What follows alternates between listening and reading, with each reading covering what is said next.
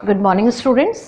Topic चल रहा था तुम्हारा property of transition metal complexes या 3D श्रेणी के गुण। उसमें है ऑक्सीडेशन स्टेट। किससे बोलते हैं हम? किसी भी एलिमेंट पर प्रेजेंट चार्ज को हम क्या बोलते हैं? उसकी ऑक्सीकरण अवस्था। ये ऑक्सीकरण अवस्था या तो क्या हो सकती है? पॉजिटिव या क्या हो सकती है? नेगेटिव। लेकिन जितने भी डी ब्लॉक एलिमेंट्स हैं इनमें ऑक्सीडेशन स्टेट ज्यादातर क्या पाई जाती है? पॉजिटिव। जितने भी डी ब्लॉक एलिमेंट हैं उनकी ऑक्सीडेशन को हम क्या बोलते हैं? Variable oxidation state. वेरिएबल मतलब परिवर्तनशील ऑक्सीकरण अवस्था।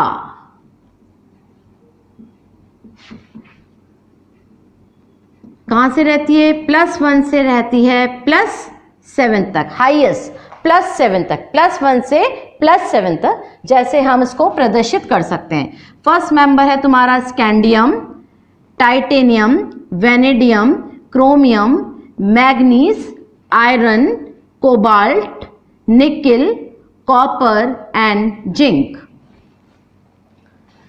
इसको क्या बोलते हैं हम? Third B, fourth B, fifth B, sixth B, seventh B, ये तीनों हमारे आते हैं एट्थ बी,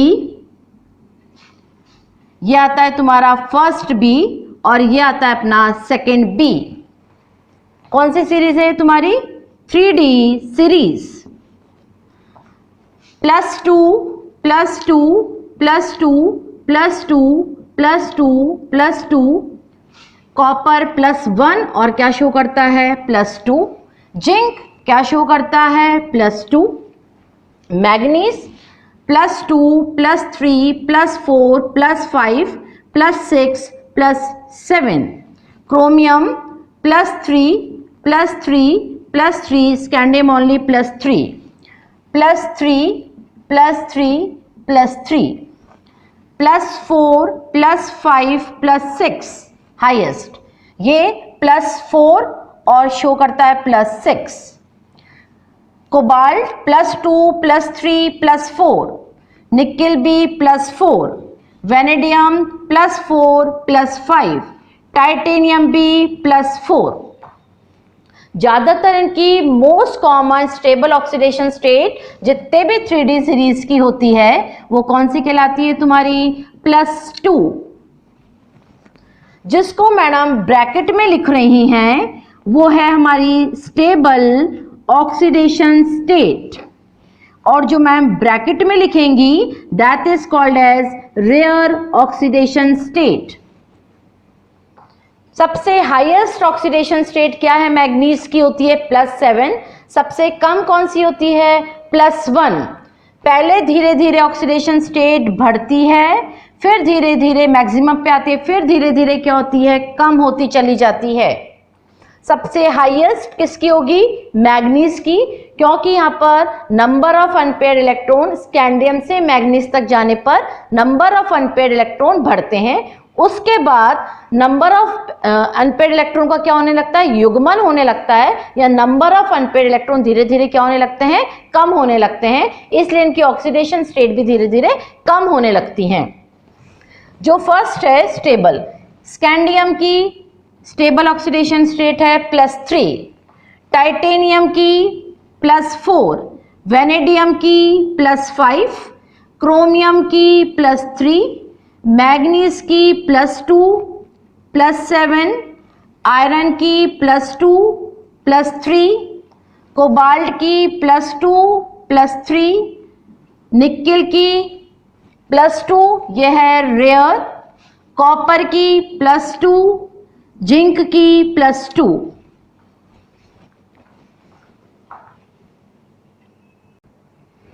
जो हमने ब्रैकेट में लिखी हुई है that is called as rare oxidation state. किस किस में? Titanium +2, nickel +3, they are rare oxidation state. while we close in the box that is called as stable oxidation state. Scandium की क्या है? +3, टाइटेनियम की +4, वेनेडियम की +5, क्रोमियम की +3, manganese की 2 स्टेबल हैं +2 +7, आयरन की +2 +3, कोबाल्ट की +2 +3, निकेल की +2, कॉपर की +2 एंड जिंक की +2। इससे हमें क्या पता पड़ रहा है, स्कैंडियम से मैग्नीज तक आने पर ऑक्सीडेशन स्टेट लगातार बढ़ती हैं क्योंकि नंबर ऑफ अनपेयर्ड इलेक्ट्रॉन बढ़ते हैं। मैग्नीज के बाद 3D के इलेक्ट्रॉन में क्या होने लगती है, पेयरिंग होने लगती है, जिससे इनके क्या कम होने लगती है, ऑक्सीडेशन स्टेट कम होने लगती है। अब हमने ये नाम सुना कि ये वेरिएबल ऑक्सीडेशन स्टेट शो करती है। वेरिएबल मतलब एक ही एलिमेंट की +2 भी हो सकती है, +3 भी हो सकती है, +4, +5, +6, +7।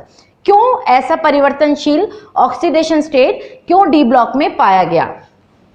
फर्स्ट रीजन इज इसके 3D व 4s के ऑर्बिटल में एनर्जी गैप बहुत कम होता है, जिसके कारण इन दोनों के इलेक्ट्रॉन एक दूसरे से क्या कर सकते हैं, एक्सचेंज कर सकते हैं, जिससे इनकी ऑक्सीडेशन स्टेट क्या पाई जाएगी, परिवर्तनशील।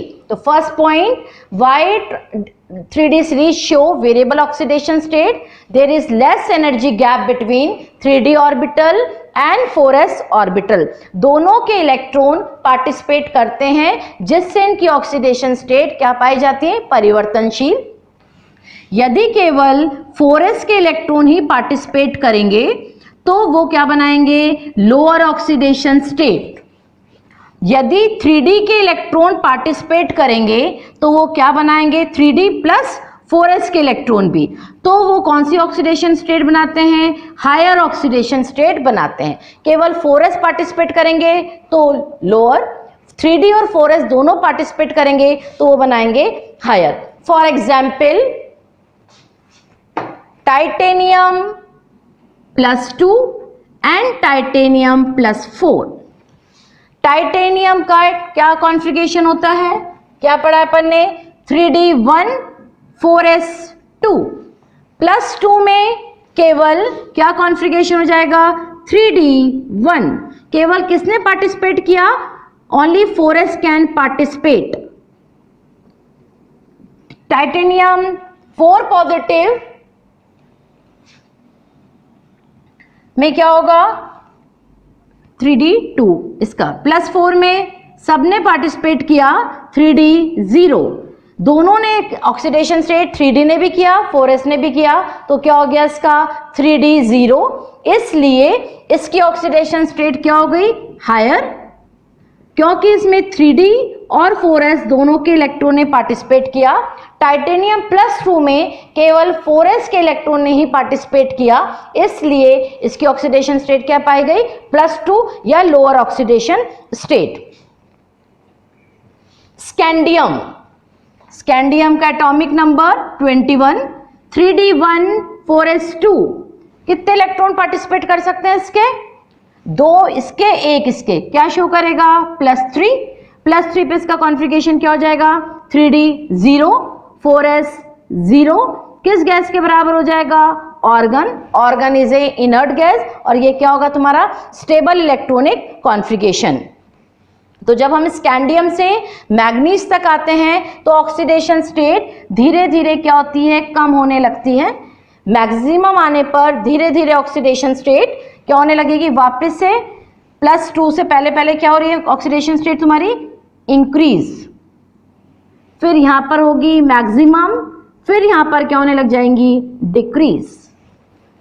तो first point, the energy gap between 3D and 4s is very less, so both the electron of 3D and 4s can participate, so their oxidation state is variable. Second point is number of unpaired electron scandium से manganese तक जाने पर बढ़ते हैं, तो इनकी oxidation state भी बढ़ने लगेगी। आफ्टर मैग्नीज, मैग्नीज के बाद आयरन से जब हम जिंक तक जाते हैं तो नंबर ऑफ अनपेयर्ड इलेक्ट्रॉन क्या होने लगते हैं, कम होने लगते हैं, जिससे इनकी ऑक्सीडेशन स्टेट भी क्या होने लगती है, कम। पहले इलेक्ट्रॉन अनपेयर्ड रहते हैं, यहां पर इलेक्ट्रॉन की क्या शुरू हो जाती है, pairing. For example scandium, titanium, vanadium, chromium, manganese, iron, cobalt, nickel, copper and zinc.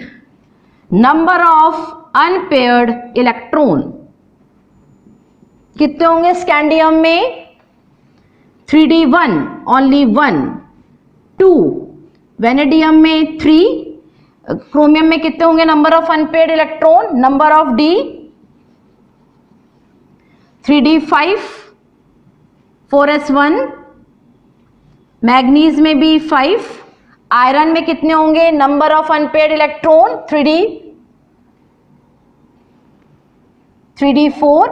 क्या कॉन्फ़िगरेशन है आयरन का, आयरन का कैसे निकालोगे तुम, 26, 3d6, 4s2, number of unpaired electron होंगे 4।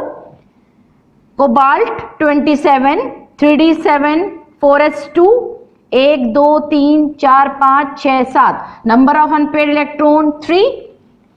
निकिल में 2, कॉपर में number of unpaired electron 0, copper में नंबर ऑफ अनपेयर्ड इलेक्ट्रॉन 0। तो जैसे जैसे हम स्कैंडियम से कहाँ जा रहे हैं, मैग्नीज तक, नंबर ऑफ अनपेयर्ड इलेक्ट्रॉन बढ़ रहे हैं, तो इनकी ऑक्सीडेशन स्टेट भी बढ़ेगी। मैग्नीज के बाद इलेक्ट्रॉन की क्या होने लगती है, पेयरिंग, तो धीरे धीरे इनकी ऑक्सीडेशन स्टेट भी क्या होने लगती है तुम्हारी, कम। क्रोमियम में नंबर ऑफ अनपेयर्ड इलेक्ट्रॉन कितने होंगे, तो स्कैंडियम का कॉन्फ़िगरेशन क्या था तुम्हारा, 3d1, 4s2, number of unpaired electron वही। टाइटेनियम क्या क्या है तुम्हारा, 3d2, 4s2, number of unpaired electron 2। Vanadium का क्या है, 3d3, 4s2, number of unpaired electron कितने हो गए तुम्हारे, 3। क्रोमियम का क्या है, 3d5, 4s1, number of unpaired electron हो गए 6। मैग्नीज का क्या है, 3d5, 4s2, number of unpaired electron हो गए 5। आयरन का कितना है, 3d6, 4s2, number of unpaired electron हो गए 4। कोबाल्ट का है तुम्हारा 3d7, 4s2, number of unpaired electron हो गए 3। निकिल का कॉन्फ़िगरेशन है क्या है तुम्हारा, 3d8, 4s2, number of unpaired electron हो गए 2। Copper is 29, 3d10, 4s1, number of unpaired electron हो गए 1। Zinc 30, 3d10, 4s0, number of unpaired electron हो गए 0। Number of unpaired electron count करना है, जैसे जैसे हम स्कैंडियम से मैग्नीज तक जाते हैं नंबर ऑफ अनपेयर्ड इलेक्ट्रॉन बढ़ते चले जाते हैं। मैग्नीज के बाद इलेक्ट्रॉन की पेयरिंग होने से क्या हो जाती है तुम्हारी ऑक्सीडेशन स्टेट कम होने लगती है। तो फर्स्ट पॉइंट था 3d और 4s के एनर्जी गैप में कमी। सेकंड था नंबर ऑफ अनपेयर्ड इलेक्ट्रॉन बढ़ने से ऑक्सीडेशन स्टेट बढ़ती है। जब नंबर इलेक्ट्रॉन्स का युग्मन होने लगता है तो क्या होने लगती है, ऑक्सीडेशन स्टेट कम होने लगती है। थर्ड पॉइंट, जितने भी 3d सीरीज वाले डी ब्लॉक एलिमेंट हैं, यदि उनकी ऑक्सीडेशन स्टेट क्या होगी तुम्हारी, सबसे मोस्ट कॉमन क्या रहती है उनकी, +2 ऑक्सीडेशन स्टेट सबसे मोस्ट कॉमन ऑक्सीडेशन स्टेट है। यदि 3d सीरीज की ऑक्सीडेशन स्टेट लो ऑक्सीडेशन स्टेट है में ही वो कौन सी ऑक्सीडेशन स्टेट है, मान लो उनकी 0, किस कॉम्प्लेक्स में मेटल आयन की ऑक्सीडेशन स्टेट 0 होगी, कौन कौन से हैं तुम्हारे, आयरन, कोबाल्ट, निकिल, ये सब 0 ऑक्सीडेशन स्टेट में भी क्या बनाते हैं तुम्हारे, कॉम्प्लेक्स फॉर्मेशन करते हैं। किस किस के साथ बना सकता है ये, क्या बनाता है, FeCO5, NiCO4, इन सब में मेटल आयन की ऑक्सीडेशन स्टेट क्या रहती है, 0। जिस लिगेंड के साथ ये कॉम्प्लेक्स बनाता है, ये कैसे लिगेंड है तुम्हारे, pi acid ligands, they are pi acid ligand. Pi acid ligand क्या करता है, अपने इलेक्ट्रॉन पेयर मेटल आयन को डोनेट करता है। ये अपने इलेक्ट्रॉन पेयर किसको डोनेट किया इसने, मेटल आयन को, इस पे कौन सा बॉन्ड लग गया, सिग्मा बॉन्ड। फिर मेटल आयन का भरा हुआ कक्षक किसको देगा वापस से, लिगेंड को, तो कौन सा बॉन्ड बनेगा, पाई बॉन्ड। इस पाई बॉन्ड का दूसरा नाम ही अपन क्या बोलते हैं, बैक बॉन्डिंग।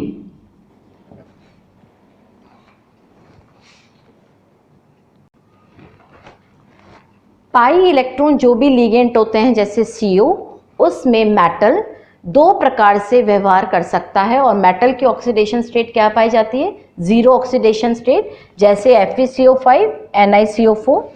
यदि लिगेंड अपने लोन पेयर मेटल को देता है तो इस पे कौन सा बॉन्ड बनता है, सिग्मा बॉन्ड। जब लिगेंड अपने lone pair of electron metal को देगा तो इस मेटल पे नेगेटिव चार्ज आ जाएगा।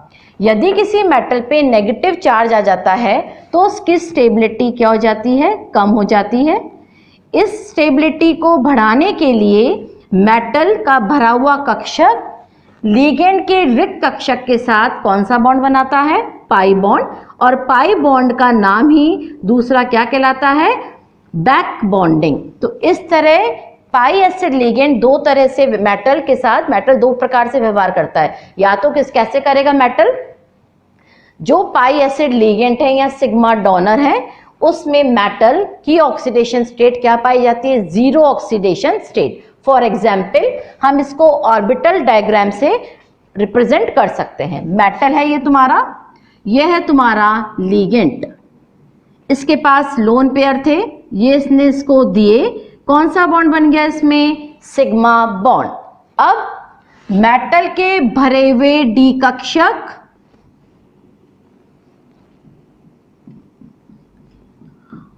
और लिगेंड के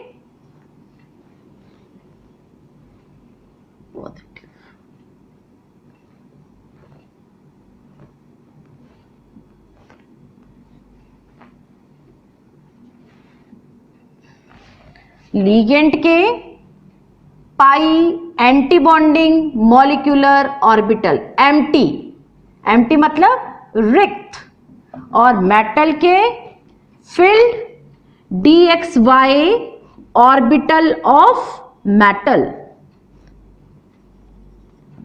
भरे हुए डी कक्षक लिगेंड के pi anti bonding molecular orbital से सम पार्श्विक अतिव्यापन करके कौन सा बॉन्ड बनाते हैं, पाई बॉन्ड। इस पाई बॉन्ड का दूसरा नाम है बैक बॉन्डिंग। क्या बोलते हैं अपन इसको, बैक बॉन्डिंग। तो जब C ट्रिपल बॉन्ड O अपना लोन पेयर मेटल को देता है तो क्या बनता है, सिग्मा बॉन्ड, और मेटल जब इसको देता है तो क्या बनता है, ये पाई बॉन्ड। इस पाई बॉन्ड का दूसरा नाम है बैक बॉन्डिंग। और मेटल जो पाई एसिड लिगेंड के साथ ही किस ऑक्सीडेशन स्टेट में रहता है, जीरो ऑक्सीडेशन स्टेट में, जिसमें कैसा व्यवहार कर सकता है वो, पाई एक्सेप्टर की तरह और सिग्मा डोनर की तरह। क्यों हम इन्हें एसिड्स कहते हैं, बिकॉज ये इलेक्ट्रॉन पेयर को एक्सेप्ट करते हैं। ये अपन ने यूनिट 3 कोऑर्डिनेशन केमिस्ट्री में पढ़ा है। फिफ्थ पॉइंट, जो डी ब्लॉक एलिमेंट्स हैं उनमें हाई ऑक्सीडेशन स्टेट में 3D तथा 4s के इलेक्ट्रॉन दोनों पार्टिसिपेट करते हैं। For example in manganese +7 the configuration क्या है मैग्नीज का, 3D5 4s2 +7 का कॉन्फ़िगरेशन हो गया 3D0। क्या है ये, हाई ऑक्सीडेशन स्टेट में भी ये इसकी क्या है, स्टेबल कहलाती है ये ऑक्सीडेशन स्टेट। जो भी मेटल्स होते हैं ट्रांजिशन मेटल, वो जो लिगेंड्स जिसकी विद्युत ऋणता ज्यादा होती है उसके साथ वो स्टेबल कॉम्प्लेक्सेस बनाते हैं, स्टेबल कंपाउंड बनाते हैं। For example fluoride and oxide. Fluoride की विद्युत ऋणता ज्यादा है जबकि O2 नेगेटिव की विद्युत ऋणता क्या है तुम्हारी, कम है। फिर भी ये स्टेबल कंपाउंड बनाता है। क्यों बनाता है, क्योंकि O2 नेगेटिव की टेंडेंसी मेटल के साथ मल्टीपल बॉन्ड बनाने की होती है जबकि फ्लोराइड की नहीं होती है, इसलिए ये हाई ऑक्सीडेशन स्टेट में भी क्या रहते हैं, स्टेबल रहते हैं। 3D सीरीज में सबसे स्टेबल क्या रहता है, मैग्नीज +7। तो ये था तुम्हारा fourth point. Fifth point is, fifth point, ionic and covalent character. इन दोनों करेक्टर्स को हम फेजान्स रूल के अकॉर्डिंग समझा सकते हैं। क्या बोलता था फेजान्स रूल? जिसकी ऑक्सीडेशन स्टेट कम होती है उसमें आयनिक करेक्टर पाए जाते हैं, जिसकी ऑक्सीडेशन स्टेट ज्यादा होती है उसमें कौन से करेक्टर पाए जाते हैं? कोवेलेंट। तो कोवेलेंट करेक्टर किसे कहते हैं? साइज क्या होनी चाहिए तुम्हारे पास? छोटी। कैटाइन की साइज क्या होनी चाहिए? छोटी। चार्ज क्या होना चाहिए उस पे? कैटाइन पर चार्ज तुम्हारा ज्यादा होना चाहिए। तो जिसकी साइज छोटी, चार्ज ज्यादा होगा, उसमें कौन से करेक्टर होंगे? कोवेलेंट करेक्टर होंगे। तो जितनी भी लोअर ऑक्सीडेशन स्टेट है वो आयनिक होती है। जो आयनिक होती हैं वो इजीली पोलराइज नहीं होती है, they are not easily polarise, आसानी से ध्रुवित नहीं होती है, जबकि covalent they are easily polarise by anion, ऋण आयन से आसानी से ध्रुवित हो जाती हैं। तो जिसमें covalent character cation size is inversely proportional to polarising power.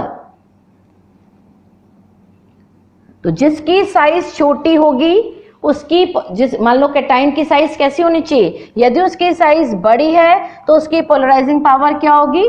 कम होगी। दोनों इनवर्सली प्रोपोर्शनल होते हैं। जिसका पोलराइजेशन ज्यादा होगा उसमें उतने ही अधिक कोवेलेंट करेक्टर होंगे। पोलराइजेशन मतलब ध्रुवनशीलता, सहसंयोजक गुण।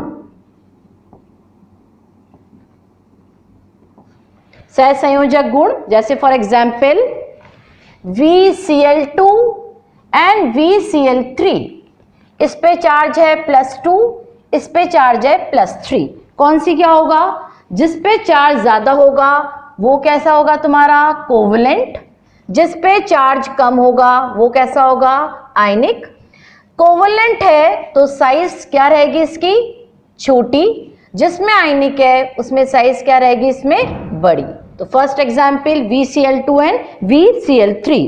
Second is Mn+2 and MnO4 negative. क्या होगा बोलो? Mn+2 MnO4 नेगेटिव, इस पे क्या है? +7, इस पे है +2। जिस पे चार्ज ज्यादा होगा वो कैसा होगा तुम्हारा? कोवेलेंट। जिस पे चार्ज कम होगा वो कैसा होगा तुम्हारा? आयनिक। आयनिक होगा तो साइज क्या रहेगी इसकी? बड़ी। और इसकी साइज क्या रहेगी? छोटी।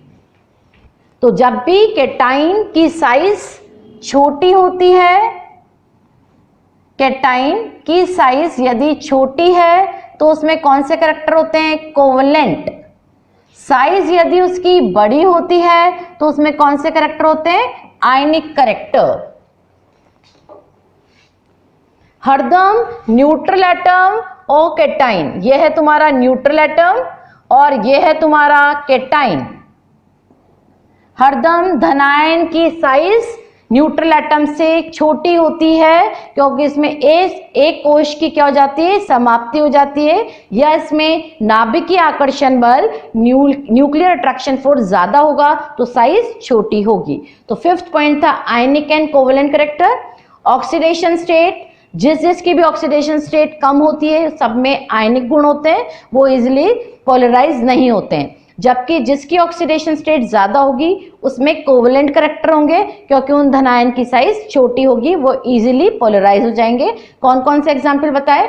VCl2 and VCl3, Mn+2 and Mn+7। जिस पे आवेश ज्यादा होगा वो इजीली ध्रुवित हो जाएगा, उसमें सहसंयोजक गुण होंगे और उसकी साइज क्या होगी? छोटी होगी। 6th point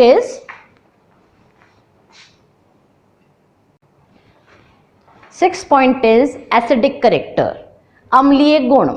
जैसे जैसे एलिमेंट में अम्लीय या सहसंयोजक गुण बढ़ते हैं उनकी अम्लीय गुण भी बढ़ते हैं, क्योंकि वो इलेक्ट्रॉन पेयर एक्सेप्टिंग पावर बढ़ती चली जाती है।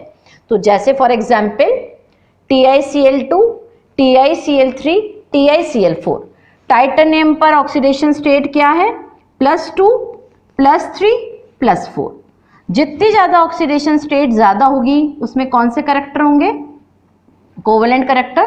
कोवेलेंट करैक्टर होंगे तो कौन से गुण पाए जाएंगे इसमें? एसिडिक, या क्या कौन गुण पाए जाएंगे? अम्लीय, क्योंकि वो इजीली इलेक्ट्रॉन पेयर को क्या कर लेगा? एक्सेप्ट कर लेगा। इसमें क्या नेचर रहेगी इसकी? उभयधर्मी, एम्फोटेरिक। इसमें +2 ऑक्सीडेशन स्टेट होने के कारण इसमें कौन से गुण होंगे? आयनिक। और नेचर क्या रहेगी इसकी? बेसिक, या इसको अपन बोलेंगे क्षारीय। जितने ज्यादा कोवेलेंट करैक्टर ज्यादा होते हैं, कोवेलेंट करैक्टर मतलब इसकी क्या ज्यादा है? पोलराइजेशन, ध्रुवनशीलता। जितनी ज्यादा इसकी पोलराइजिंग पावर ज्यादा होगी उतने अधिक कोवेलेंट करैक्टर होंगे, वो इजीली इलेक्ट्रॉन पेयर को एक्सेप्ट करेगा। MnO oxidation state is +3, +2, +4, +6। जितनी ज्यादा ऑक्सीडेशन स्टेट होगी उसमें उतने अधिक क्या होंगे? Covalent character. कोवेलेंट करैक्टर होंगे तो कैसी नेचर होगी इसकी? एसिडिक। इसकी क्या रहेगी तुम्हें? एम्फोटेरिक। और इसकी क्या रहेगी तुम्हारी? बेसिक। इसको क्या बोलेंगे हम? उभयधर्मी, और इसको हम बोलेंगे क्षारीय। तो ऑक्सीडेशन स्टेट बढ़ने पर सहसंयोजक गुण बढ़ता है, उससे उसमें अम्लीय गुण भी बढ़ता है। 7th point, 3D, 4D, 5D series में 3D सीरीज की बात करें तो उसमें जिंक, कैडमियम तथा 4D में कैडमियम, 5D में मरकरी। सबकी स्टेबल ऑक्सीडेशन स्टेट +2 होती है because their configuration is fully filled, that is stable electronic configuration. 3D10, 4D10, 5D10 fully filled electronic configuration stable होते हैं। तो जिनका कॉन्फ़िगरेशन 3D10 होता है, जैसे जिंक, कैडमियम, मरकरी, सब +2 ऑक्सीडेशन स्टेट रिप्रेजेंट करते हैं। 8th point, relative stability of oxidation state. First, relative stability मतलब ऑक्सीडेशन स्टेट किसकी +2 स्टेबल है, किसकी +3, किसी की +4। वो किस फैक्टर पर डिपेंड करती है? Nature of other element.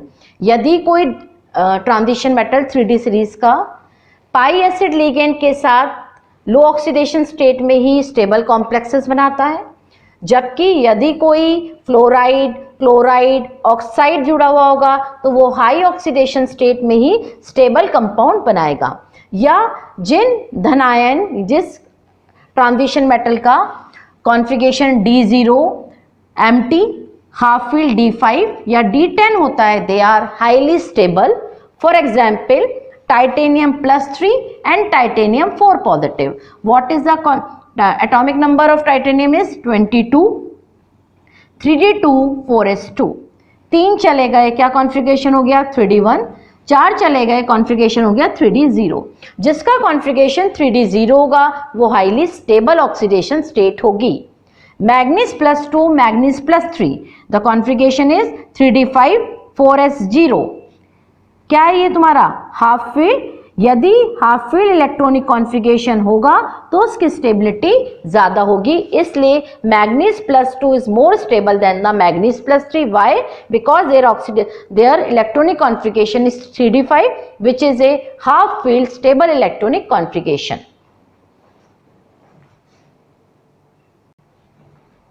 Last is oxidizing agent and reducing agent. Oxidising agent किसे कहते हैं? जिसमें कौन सी रिएक्शन होती है तुम्हारी? Up chain. रिड्यूसिंग एजेंट किसे कहते हैं? जिसमें रिएक्शन क्या होती है? ऑक्सीडेशन।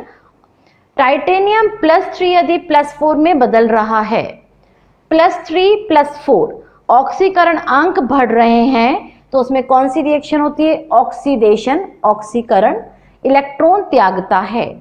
टाइटेनियम +3 का कॉन्फ़िगरेशन है 3D1 और टाइटेनियम 4 पॉजिटिव का क्या है? Electronic configuration 3D0।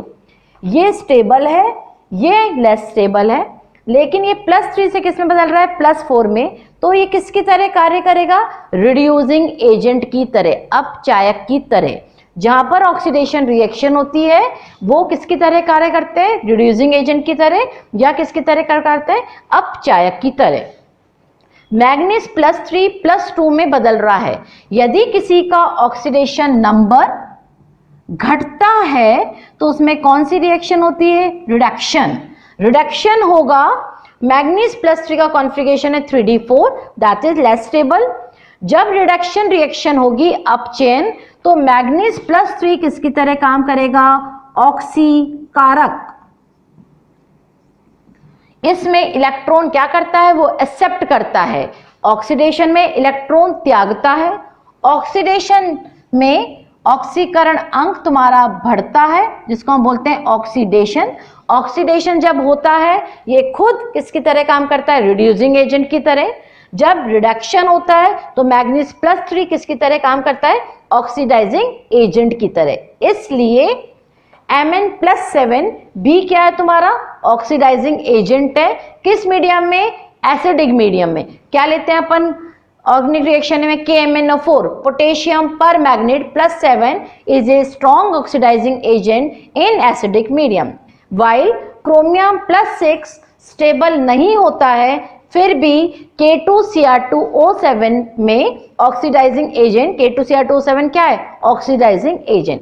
जबकि मॉलिब्डेनम +6, टंगस्टन +6 स्टेबल होने पर भी ऑक्सीडाइजिंग एजेंट की तरह कार्य नहीं करते हैं। तो ये सारे पॉइंट्स हैं for variable oxidation state present in A D block element और इन 3D ट्रांजिशन सीरीज।